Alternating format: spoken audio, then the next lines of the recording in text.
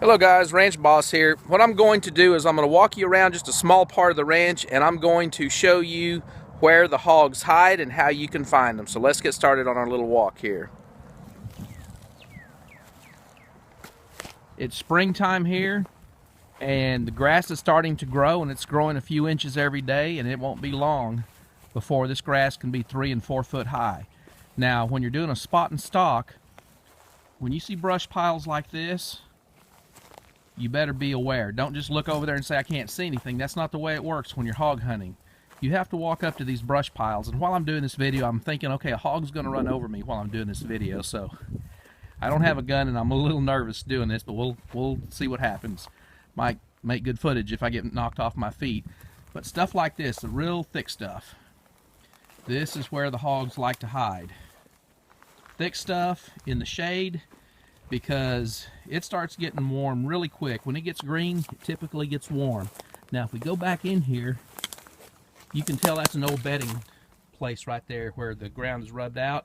Doesn't look like anything's bedded here lately, but this is the kind of stuff you want to look for. So if I'm doing a spot and stalk and I'm looking around, even little brush piles like this, they can lay up in that stuff, but the shade is better. So now we're going to walk over to this brush pile, and this is a good hiding spot for hogs. And I'd have my gun ready. I'd have my finger on the trigger, safety off. And there's an old bedding spot in there I can see from here where they've been bedding up.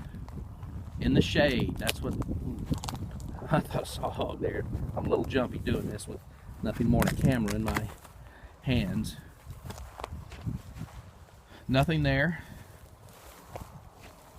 So what we're actually doing is we're doing a live spot and stalk right now with the camera. I'm looking up in this brush pile carefully. Nothing there. And then I would just kind of pan around. I'm looking for shade. Hogs like it. And I'm looking for thick brush.